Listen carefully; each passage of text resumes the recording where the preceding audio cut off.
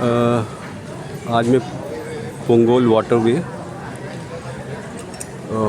Mall आया हूँ। बहुत ही बड़ा मॉल है, 2 पार्ट में है। ये यहाँ का 100 थिएटर है, मूवी हॉल।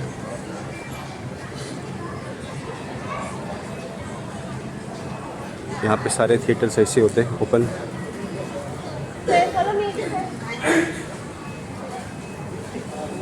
हमारे वहाँ की तरह यहाँ पर आप बाहर का फूड वैसे मना करते हैं ले जाने के, बट फिर भी अलाउ कर देते हैं। बट यहाँ पे लोग जनरली यहीं से परचेज़ करते हैं, तो उतना कोई प्रॉब्लम नहीं होता है।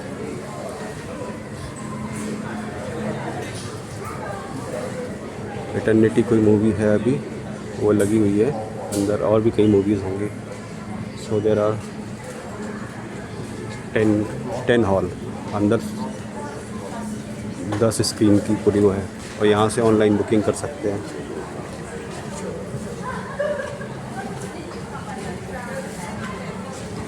यहाँ से बुकिंग करके ऑनलाइन और टिकट प्रिंट कर लीजिए। अब मैं आपको पूरा हॉल एक बार पूरा मॉल दिखाता हूँ।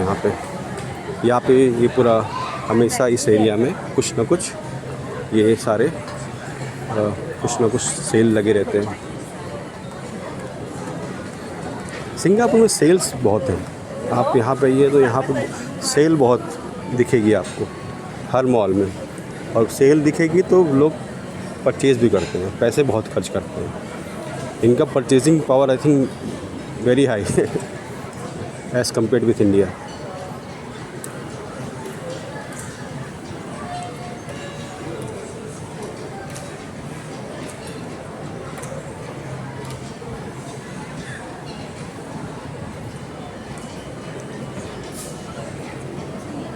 तो अभी हम B2 लेवल B2 पे हैं, मतलब ये बेसमेंट 2 है। और इन्होंने इतना अच्छा बनाया है, मैं आपको दिखाता हूँ। बेसमेंट 2 की दोनों बिल्डिंगों को लग गया। ये बैंक है, DBS POSB बैंक।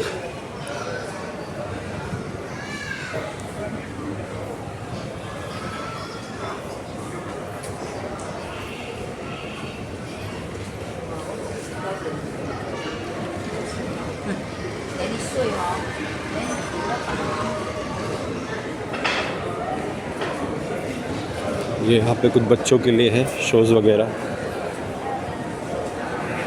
अभी दिसंबर शुरू हो रहा है, छुट्टियाँ हैं, तो अभी बच्चों के लिए ऐसे शोज़ होते रहते हैं हर एक मॉल में कुछ ना कुछ।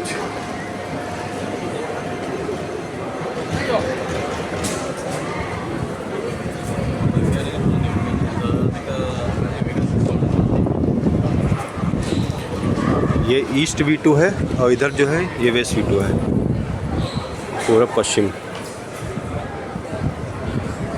अभी बाहर से भी इन्होंने दे रखा है, बट मैं ये दिखाता हूँ यहाँ पे। इसको वाटरवे क्यों कहते हैं, वाटरवे पॉइंट, क्योंकि ये इसके बगल में पूरा ये नदी के किनारे बनाया है इन्होंने वाटरवे, पूरा वहाँ पे घूमने के लिए प्रॉपरली। टोस्ट बॉक्स, ये चाय की दुकान, जैसे हमारे चाय की टपरियाँ होती हैं, टोस्ट बॉक्स यहाँ का चाय की टपरी है एक काइंड ऑफ। ये सब आर्टिफिशियल घास है, ये सब आर्टिफिशियल है यहाँ पे। ये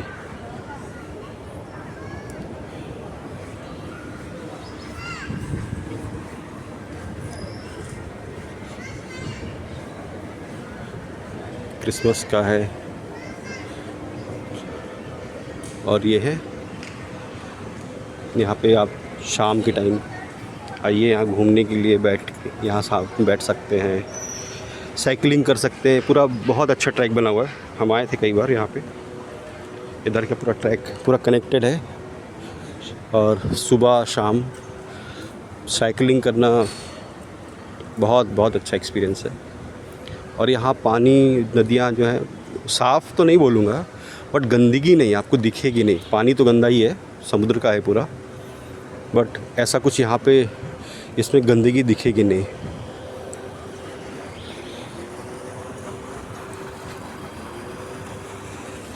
और ये ये मॉल के ऊपर ही इन्होंने पूरा कॉन्डो बना रखा है। ये रहने के लिए घर है यहाँ पे, रेसिडेंशियल एरिया। मॉल है पूरा बड़ा सा, उसके नीचे मेट्रो स्टेशन है।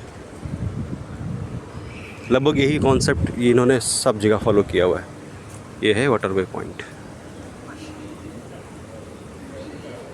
अब हम चलते हैं मॉल में फिर से एक बार।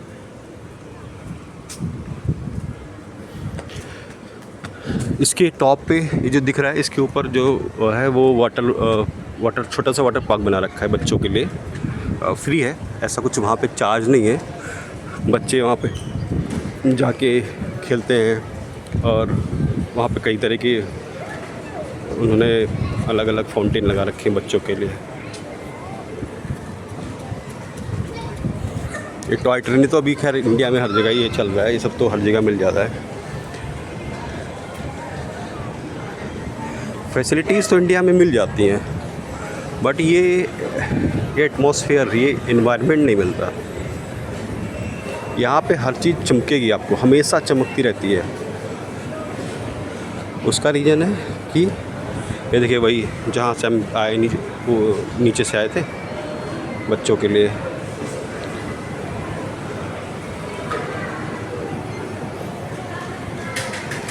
ये वाटरवे पॉइंट का ये है B1 यानी बेसमेंट 1।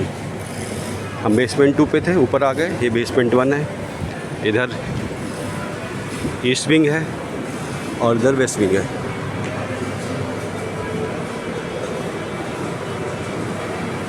और ये सामने से दिया है, ऊपर जाके आप फिर से ग्राउंड फ्लोर पर पहुंच सकते हैं।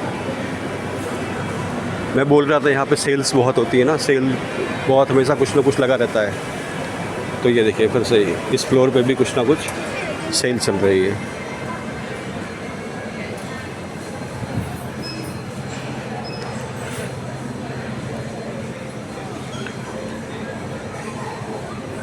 शॉप्स हैं ये।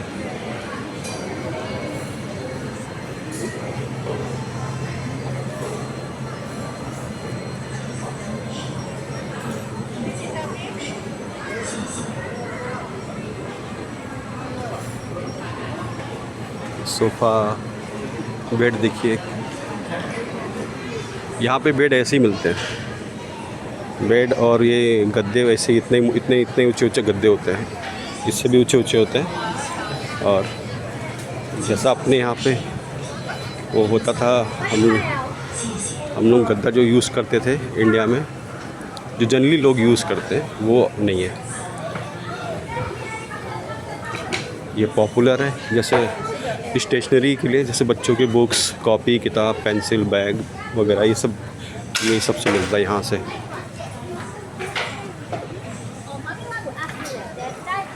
क्योंकि यहाँ पे ऐसा कोई कॉन्सेप्ट नहीं कि सब कोई प्राइवेट दुकान खोल के बैठ जाएगा। दुकानें सिर्फ मॉल में होती हैं या फिर जहाँ गवर्नमेंट बनाती है। यहाँ पे कोई मतलब अपनी प्राइवेट प्रॉपर्टी में दुकान नहीं बना सकता ना, वैसा नहीं है। हर चीज़ का एक जगह है जो एलोकेट की जाती है, वहीं पर ही कुछ ना कुछ हो सकता है।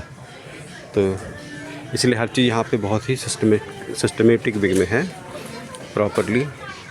जहाँ पे दुकानें हैं, प्रॉपर बड़ी बड़ी कंपनीज़ हैं, ये पॉपुलर बहुत बड़ी कंपनी है जो यहाँ पे ये सब बेचती है। इसीलिए यहाँ महंगा बहुत है हर चीज़।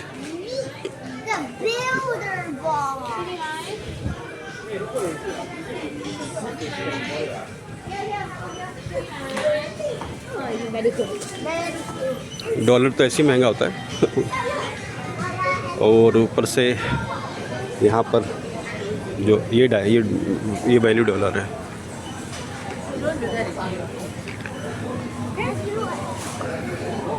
ये वो चीज़ें हैं डॉलर, ये वैल्यू डॉलर जो है, ये एक यहाँ का बिलियनियर है और इंडियन है बाय ओरिजिन। अभी तो सिंगापुरियन है, कई जनरेशन से यहाँ है। मुझे वो नाम याद नहीं आ रहा है, आई थिंक राम समथिंग कुछ है उनका नाम। उनका है पूरा। और यहाँ पे हर चीज़ सस्ती मिलती है। जो बाहर आपको बड़ी शॉप्स पे, यहाँ की शॉप्स पे जो आपको मिलेंगी उससे लगभग 30-40% कम में मिल जाती है। कम में क्यों मिल जाती हैं? क्योंकि ये लोग शायद बाहर से लाते हैं, आइदर इंडिया और मलेशिया और नियर बाय कंट्रीज़ जो हैं वहाँ से ये लोग लाते हैं, या हो सकता है कुछ अलग अरेंजमेंट हो, मुझे उतना पता नहीं है। इसलिए यहाँ पे चीज़ें सस्ती मिल जाती हैं। चॉकलेट्स वगैरह सब यहीं से ले जाते हैं।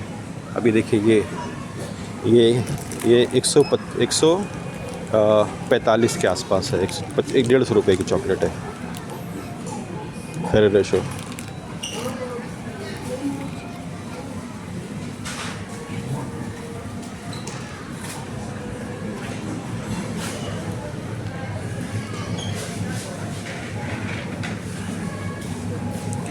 ये है जापानीज़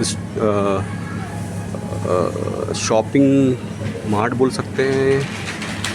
यहाँ पे ये उनकी दुकान है, वहाँ की कंपनी है, उन्होंने खोल रखा है, तो उस हिसाब से उन्होंने मैक्सिमम चीज़ें अपना अरेंज किया है। काफ़ी चीज़ें हैं जो जापानीज़ में लिखी होंगी, हमको समझ में नहीं आएंगी।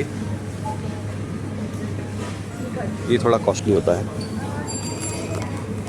आप सेब का साइज़ देखिए,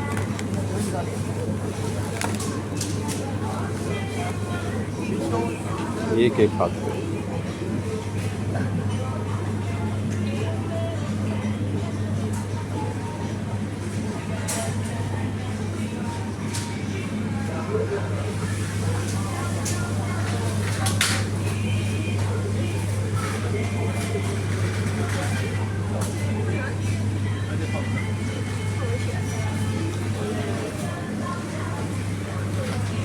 ये पिज़्ज़ा हट, ये तो सबको ही पता होगा।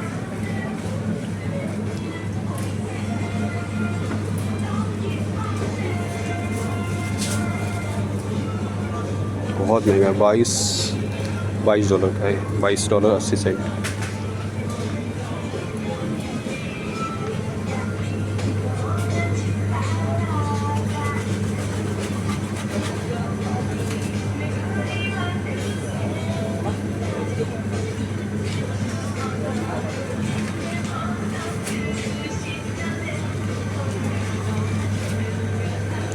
यहाँ पे आके ऐसी फीलिंग आ रही है जापान में आ गए।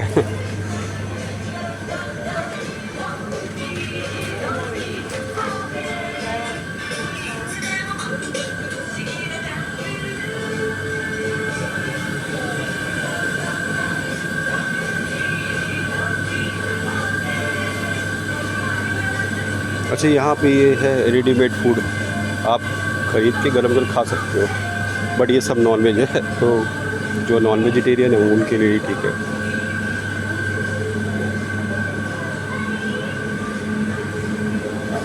ये सारा नॉन वेज एरिया है, तो मुझे निकलना पड़ेगा यहाँ से।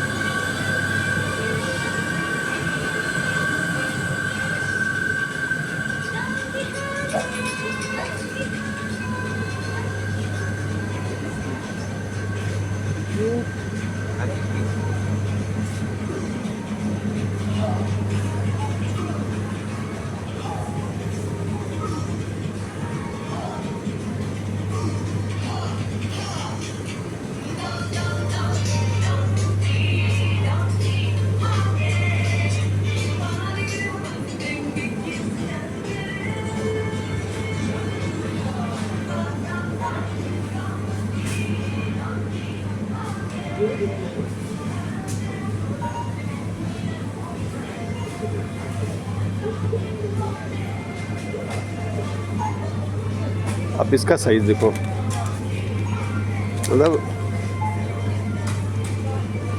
आपके हाथ में पूरा सेब आएगा ही नहीं, इतना बड़ा सेब है। एक जापान का सेब है, मेड इन जापान।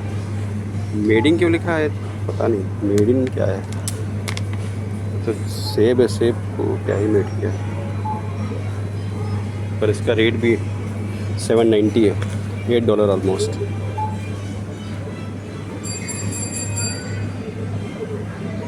ये बाहर जाने के लिए रास्ता, अगेन फिर हम उसी रोड पे आ जाएंगे। रोड नहीं बोलूँगा, वो नदी किनारे जो वहाँ पे बना रखा है डेक, उस डेक के पास पहुँच जाएंगे।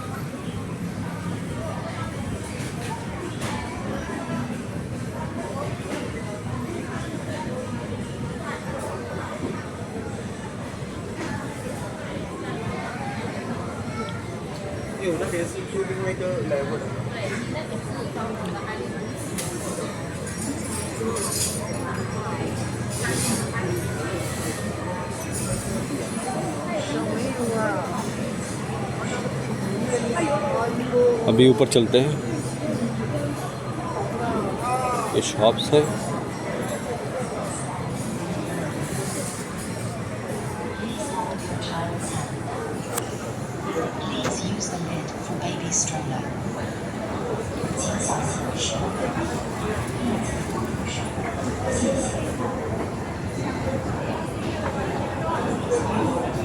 अभी इसके नीचे भी है, देखिए।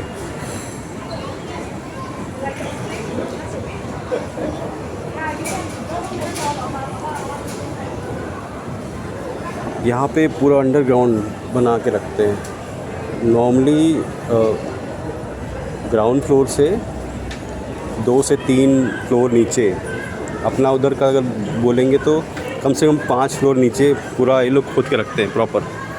वहाँ पे कुछ ना कुछ बनाते हैं, उतना बनाएंगे 3 फ्लोर तो ले ही जाएंगे। बेसमेंट 1, बेसमेंट 2, बेसमेंट 3 ऐसे लेके ये जाएंगे।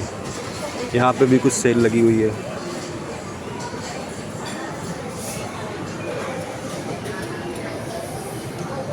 यहाँ पे सारे ब्रांड्स होते हैं। जनरली जो लग्जरी ब्रांड्स हैं वो आपको सेंट्रल एरिया में देखने मिलेंगे। जो मेरे दूसरे ब्लॉग में, दूसरे वीडियोस में मिल जाएंगे आपको। ऑर्चर्ड वगैरह जो था उस एरिया में सारे ये लग्जरी ब्रांड्स।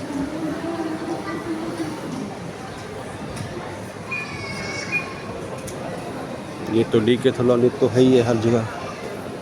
BYD की कार दिखाता हूँ, बहुत नाम सुना होगा।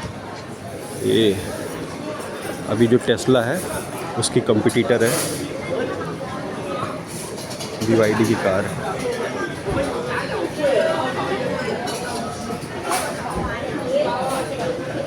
कार का शोरूम है पूरा। इलेक्ट्रिक कार है, BYD चाइना की कंपनी है और अभी टेस्ला को बहुत ज़बरदस्त टक्कर दे रही है। नंबर ऑफ़ सेल्स में ज़्यादा है ये, बट प्रॉफिट में टेस्ला ज़्यादा है। ये बैंक है, OCBC बैंक। ये ICBC बैंक है। अब बाहर जाने के लिए मेन रोड पे पहुँच जाएंगे, उधर से जाएंगे, एग्ज़िट है उधर।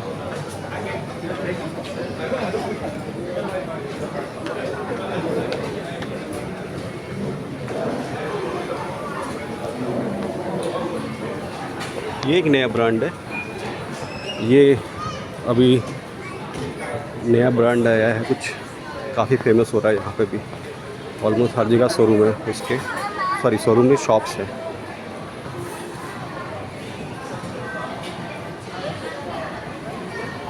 जैसे हमारे यहाँ पे प्रमोशंस होते हैं तो मॉल में बाहर खड़े कर दिए जाते हैं बंदे कि सर ये क्रेडिट कार्ड ले लीजिए, सर ये स्कीम ले लीजिए, या इन्वेस्टमेंट करा लीजिए, या लाइफ इंश्योरेंस करा लीजिए, या कुछ इंश्योरेंस करा लीजिए।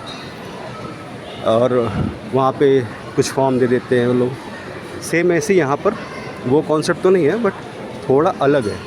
कोई भी चीज़ ओपन होगी तो उसका ये प्रमोशन लॉन्च करते हैं ऐसे। ये प्रमोशन चलते रहते हैं।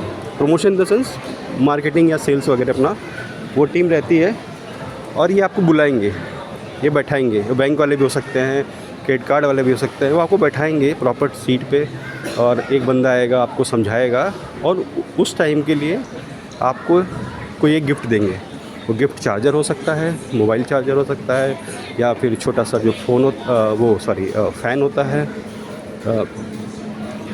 वो हो सकता है, और या फिर वायर हो सकता है, चार्जिंग केबल, या फिर बोतल हो सकती है, वाटर बोतल, कुछ भी फ्री देंगे। और सिर्फ आपको बैठना है, आपको लेना है नहीं लेना वो नहीं, सिर्फ आपको उसकी बात सुननी है। 2 मिनट बैठ के आपको सुनना है। आपको लेना है तो लीजिए, नहीं लेना है तो कोई बात नहीं। और कभी कभी बच्चों के लिए उन लोग कुछ ऐसा इंगेजमेंट के लिए कुछ वहाँ रख देते हैं, तो फिर बच्चों को इंगेज करने के लिए फिर माँ बाप भी टाइम पास करते हैं वहाँ बैठ के कि बच्चे चलो तब तक इंगेज रहेंगे यहाँ पे। अभी हम आ गए हैं ग्राउंड फ्लोर पे। ये सामने जो रोड है, सॉरी रोड नहीं है, ये जो पैसेज है ये सीधा ये एमआरटी के अंदर जा रहा है। वो सामने एमआरटी की गेट है, उसके बाद अंदर नीचे जाके मेट्रो एमआरटी मतलब मेट्रो।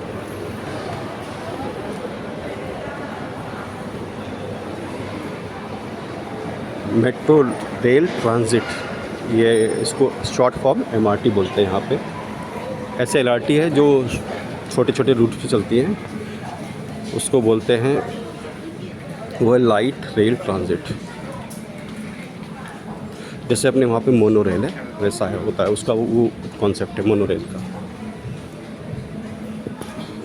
ये ब्रांडेड है चार्ल्स एंड कीथ।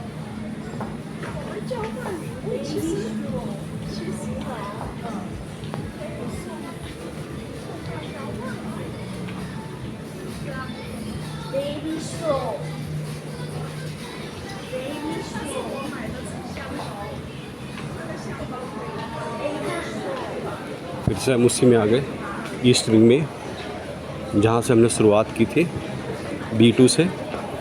ये है पूरा ज्वेलरी शॉप चाइना की।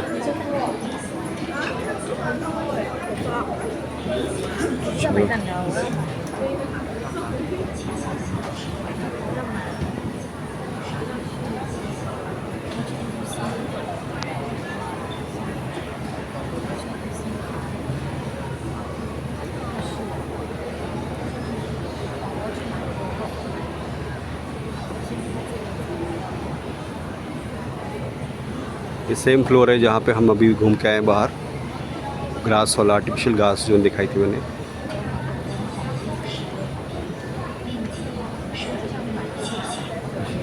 यहाँ पे कॉन्सेप्ट ये है कि हर एक एरिया में इन्होंने मॉल बना दिया, एक बहुत बड़ा मॉल रहेगा।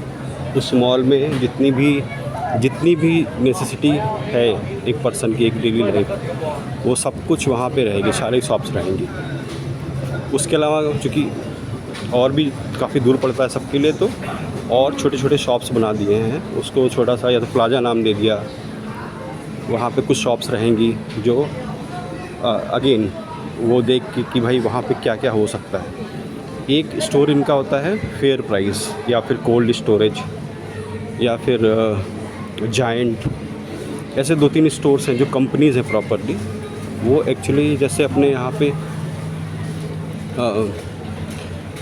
बिग बाज़ार तो नहीं बोलूँगा, स्पेंसर्स काइंड ऑफ कि, लेकिन वहाँ कपड़े नहीं मिलते आपको। इन सब शॉप्स पे सिर्फ आपको खाने पीने के लिए दूध या सब्जियाँ, फल, जो भी है, ड्रिंक या किचन के आइटम जो भी हैं आपको डेली यूज़ के, वो सब चाहिए।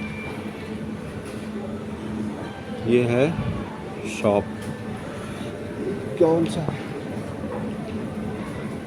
अच्छा बेस्ट की शॉप है यहाँ पे।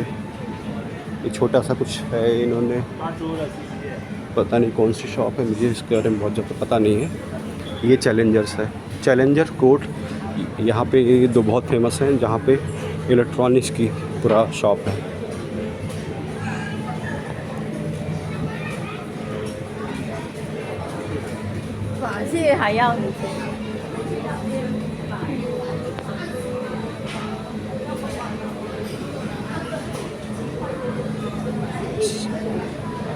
जिससे हमारे यहाँ पे विनम सिंह हमारे यहाँ पे मीन्स इंडिया, ठीक है, I am referring to India. वहाँ पे जैसे एयरटेल है, जियो है, ऐसे यहाँ पे ये सिंगटेल की कंपनी है, एयर टेलीकॉम कंपनी है। मेरे पास भी इसी का सिम है, हम सब मोस्टली इसी का सिम यूज़ करते हैं। M1 है, स्टार हब 3 है। और जैसे हमारे वहाँ पे लोग फार्मास्यूटिकल कंपनी तो नहीं बोलेंगे, हमारे यहाँ पे मेडिकल स्टोर्स होते हैं ना, यहाँ पे ये एक मेडिकल स्टोर है। यहाँ पे 2 ही मेडिकल स्टोर्स हैं पूरे सिंगापुर में, 2 ही, मतलब 2 कंपनी के ही चलते हैं। तो एक ये है वॉटसन, और एक और है, सिर्फ उसी के ही आपको शॉप्स मिलेंगे, वहीं से आपको दवाइयाँ मिलेंगी। और ऐसा नहीं है कि आप कोई भी दवाई जाके खरीद सकते हो, आपने बोला दे दिया, नहीं। गवर्नमेंट अप्रूव्ड दवाइयाँ हैं जो आपको मिल जाएंगी विदाउट डॉक्टर प्रिस्क्रिप्शन। लेकिन मोस्टली जो दवाइयाँ हैं वो आपको डॉक्टर प्रिस्क्राइब करेगा तभी मिलेंगे। ये देखिए फिर से कनेक्शन, वही विंग वेस्ट और ईस्ट दोनों से कनेक्ट करेंगे। हुआ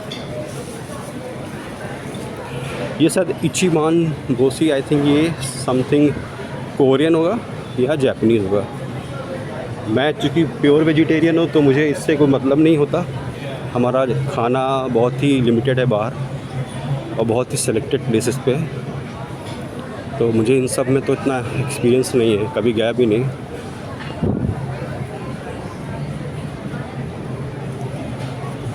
अभी हमको वापस जाना पड़ेगा ऊपर। नीचे B1 में कनेक्टेड है, B2 में और प्रॉपर एक पूरा पैसेज कनेक्ट किया हुआ है दोनों विंग्स को। मैं वो दिखाता हूँ आपको। और फेयर प्राइस भी है यहाँ पे। फेयर प्राइस हर जगह होता है, फेयर प्राइस या कोल्ड स्टोरेज या फिर जायंट, ये तीन में से एक हर मॉल में रहेगा। पर साथ तीनों नहीं रहते क्योंकि जनरली वो वही चीज़ें एक ही टाइप की चीज़ें बेच रहे हैं, तो फिर वो अननेसेसरी का आपस में कंपटीशन करने से दोनों का लॉस होगा, इसलिए गवर्नमेंट एक ही अप्रूव करती है। बट मुझे जितना अभी तक मैंने देखा है 12 सालों में 90% मैंने फेयर प्राइस देखा है, बहुत ही कॉमन है और उसके प्राइस भी रीज़नेबल है, ठीक है। जायंट उससे थोड़ा ठीक है प्राइस वाइज, बट उसका शॉप्स कम होते हैं और उसकी शॉप्स भी बहुत, मतलब जब भी ओपन करता है तो काफ़ी बड़े ओपन करता है जायंट, उसका नाम ही है जायंट।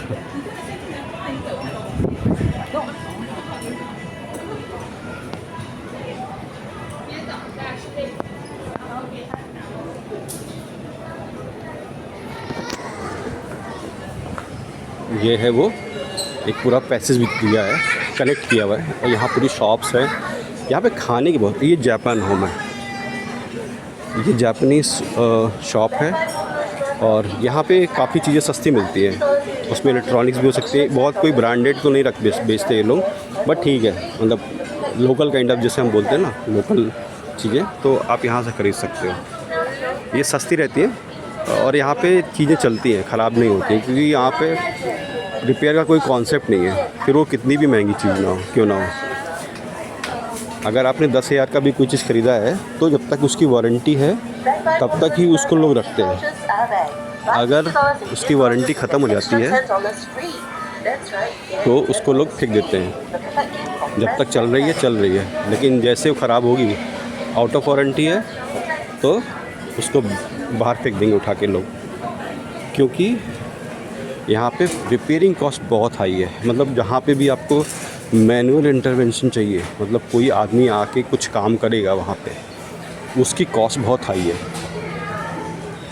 लेबर कॉस्ट बहुत हाई है, तो वो फिर बहुत महंगा पड़ता है। और उस पे भी जितना मैंने यहाँ पे एक्सपीरियंस किया कई बार, जैसे एक बार मेरा पुराने जहाँ मैं शिफ्ट हुआ था पुराने घर में, वहाँ पे अच्छा ये सैलून है, देखिए ऐसे सैलून्स होते हैं और यहाँ पे आप अपना कूपन ले लीजिए और वेट करिए अपनी लाइन में, जब वो नंबर आएगा तो बुलाएंगे। हाँ, मैं बता रहा था कि रिपेयरिंग का, तो यहाँ पे मैंने एक बार जब मैं नया घर में शिफ्ट हुआ तो वहाँ पे वो गैस चूल्हे में कुछ प्रॉब्लम थी, तो मैंने ओनर को बोला, तो उस बंदे ने एक रिपेयर करने वाले को बुलाया। वो रिपेयर करने वाला है, वो उस गैस चूँकि उसमें इनबिल्ट था, तो उसका जो बर्नर था उसको खोलना था, थोड़ा सा जाम हो गया था। आई थिंक थोड़ा ऑयल डाल के थोड़ा देर वेट करता, कुछ करता तो ओपन हो जाता। बट मैंने देखा उसने एफर्ट ही नहीं मारा, उसने ट्राई किया, नहीं खुला, उसने बोल दिया इसको फेंक दो, दूसरा लगवा लो, ये बेकार है। मतलब हमने मतलब यहाँ पे wastage of item, wastage of money जितना है उतना नहीं देखा। और फिर ओनर के पास कोई ऑप्शन नहीं था तो उससे फेंकना पड़ा। उसने पूरा निकाला, नया ख़रीदा, नया लगवाया। सेम यही हर जगह है। यहाँ पे आपको एसी, फ्रिज, टीवी अगर ठीक है, वारंटी आउट ऑफ वारंटी है तो जो चल रही, इसीलिए लोग जब आउट ऑफ वारंटी हो जाती चीज़ें तो बेच देते हैं, इससे पहले कि ख़राब हो। तो जो भी 100-200 आपको यहाँ पे हज़ारों की चीज़ें 100, 200, 300, 400 मिल जाएंगी। बट प्रॉब्लम वही है कि आउट ऑफ वारंटी है वो, फिर अगर वो चल गई तो आपकी किस्मत, और ख़राब हो गई तो फिर आपके पास कोई ऑप्शन नहीं रहेगा उसको फेंकने के अलावा, तो वो रिस्क पे रहता है। इसीलिए यहाँ पे लोग वो नई चीज़ें ख़रीदते हैं। यहाँ पे bed, sofa, chair, table, fan, TV, washing machine, fridge, बहुत अच्छी कंडीशन में। चलो ठीक है, इलेक्ट्रॉनिक्स आइटम तो नहीं पता यूज़ किया कि बाहर रखा है वो ख़राब है कि अच्छा है, हमने कभी देखा नहीं कि उससे चलता है कि फेंक, बट दिखता अच्छा है एटलीस्ट। वो लोग उठा के नीचे फेंक देते हैं। और लेकिन जो बेड होता है, सोफ़ा है, चेयर्स हैं, वो बहुत ही अच्छी कंडीशन में लोग बाहर डाल देते हैं। ये यहाँ पे है, मतलब लोगों के पास पैसा बहुत है तो वो बहुत ज़्यादा एक चीज़ से बहुत दिन नहीं यूज़ करते, फिर उसको हटा के नया डालेंगे। अच्छी चीज़ें भी बेकार, मतलब वो बाहर फेंक देंगे। यहाँ पे लोग बहुत चीज़ें डोनेट कर देते हैं बाहर। कपड़े काफ़ी अच्छे लोग डोनेशन करते हैं। खैर वो तो सभी करते हैं, हम भी कर देते हैं अपना, कि चलो ठीक है अभी नहीं पहन रहे तो दे देते हैं, क्या किसी काम आ जाएगा, वो तो खैर चलो पॉसिबल है। बट वो फेंक देते हैं बाहर वो चीज़ें, उससे थोड़ा सा लगता है कि यार यहाँ पे रिपेयर नहीं होती कोई चीज़। अगर आपने, ऐसा नहीं कि शॉप्स नहीं है रिपेयर की शॉप है, सब कुछ है। अच्छा ये मैं बता रहा था, ये फेयर प्राइस है जो मैं आपको अभी दिखा रहा हूँ, ये फेयर प्राइस है। इसके अंदर बहुत बड़ा बना है अंदर, इसमें सब कुछ मिलेगा आपको। ये उससे थोड़ा सा बेटर वर्जन है, फेयर प्राइस फाइनेस्ट। तो फेयर प्राइस है, उसकी कुछ उसी की शॉप है फाइनेस्ट, वहाँ पे थोड़े से और ज़्यादा ऑप्शंस अवेलेबल है। बड़ी शॉप खोलते हैं थोड़ा सा, तो ऐसा रहता है। उसी को थोड़ा नाम दे दिया इन्होंने, पे फाइनेस्ट। जो अगर आप किसी को रिपेयर वाले को बुला लिया, सपोज़ आपका वॉशिंग मशीन ख़राब हो गया और आपने बुला लिया किसी को रिपेयर वाले को कि रिपेयर करना है, वो सिर्फ आने का ही आपसे $120, आई थिंक $140 लेगा सिर्फ आने का। दूसरा होगा वो डायग्नोस करेगा प्रॉब्लम को, चेक करेगा आपकी उस पर्टिकुलर मशीन को चेक करेगा कि क्या रूट कॉज है, क्या प्रॉब्लम है इसमें। उसका हो सकता है वो कुछ पैसे चार्ज करे, ठीक है। उसके बाद वो बन सकती कि नहीं बन सकती, वो भी अगेन वो अलग बात है कि बन सकती कि नहीं बन सकती। वो बन सकती है तो उसमें क्या चीज़ चेंज होंगी, वो कितना कॉस्ट का आएगा। तो पता चला आपका वॉशिंग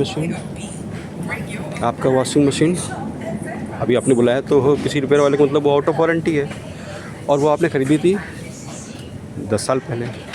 10 साल की वारंटी होती है वॉशिंग मशीन पे, मोटर पे एटलीस्ट। तो 10 साल पहले ख़रीदी थी, 800, 900, $1000 में। आपने 140 पे किया उसको। उसके बाद उसने उसमें देखा, कुछ ख़राबी बताई, उसको रिपेयर करने के लिए आपका कॉस्ट अगेन $200-300 आया। वो मिला के आपको $400-500 का सिर्फ रिपेयर कॉस्ट पड़ा, और उस पर भी वारंटी नहीं है कि कितने दिन और चलेगा। पॉसिबल है कि वो बनने के कुछ दिन बाद ख़राब हो जाए, क्योंकि उसकी कोई वारंटी नहीं है। बहुत ज़्यादा वो 6 महीने की वारंटी लेगा जो रिपेयर करके जाएगा, और उसके बाद आपको अगेन 6 महीने 1 साल बाद वो 500 के साथ में 800 आपको फेंकना ही पड़ेगा। तो इसलिए ही यहाँ पर लोग उस चीज़ को फेंक देते हैं, क्योंकि उनको लगता है कि अब इसका यूज़ नहीं है। ऑब्वियसली अभी कैलकुलेशन करेंगे तो हमें भी लगेगा, हाँ 800 की चीज़ के लिए 500 का रिपेयरिंग कॉस्ट देके, वो भी इतने साल पुरानी चीज़ को हम क्यों यूज़ करेंगे, तो उसको फेंको। यहाँ पे एक चीज़ और है,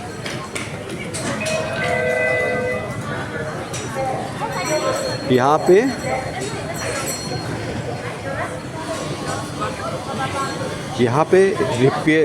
पे फेंकने के पैसे लगते हैं। मतलब अगर आपको कोई चीज़ थ्रो करानी है तो वो पैसे देने पड़ेंगे। ट्रांसपोर्टेशन बहुत हाई है यहाँ पे। अगर आपको सोफ़ा फेंकना है या फ्रिज फेंकनी है तो आपको वो तो कुछ नहीं देगा, आपको अपनी जेब से पैसे पे करने पड़ेंगे। वो भी कोई कम नहीं, $100, $150, $300, डिपेंड्स ऑन कि क्या फेंकना है आपको। बहुत भारी चीज़ है, क्योंकि वो फिर प्रॉपर ऐसे नहीं फेंक सकते बाहर ना, कहीं भी डाल दिया उठा के। तो वो पूरा अच्छे से लेके आएगा, अपना पूरा ट्रक वर्क लेके आएगा, मैन पावर लेके आएगा, उठा के ले जाएगा, पैक करके डिस्पोज़ करेगा, तो वो डिस्पोजल कॉस्ट इतनी हाई होती है। खैर यहाँ पे जो गवर्नमेंट है वो जो एचडीबी में रहते हैं, एचडीबी मतलब जो गवर्नमेंट के बनाए घर हैं, वहाँ पे ये ऑप्शन मिलता है कि आप बुक कर लो एक हफ़्ते पहले बता दो, आप अपॉइंटमेंट ले लो, वो आएंगे, टाउन काउंसिल के 2 लोग वो आएंगे, आपका जो भी डिस्पोज़ करना होगा लेके चले जाएंगे। तो वो फ्री होता है generally. I don't know free है कि पता नहीं, उसमें जो मेंटेनेंस कॉस्ट जो होती है बिल्डिंग की उसमें इंक्लूड करते हैं। खैर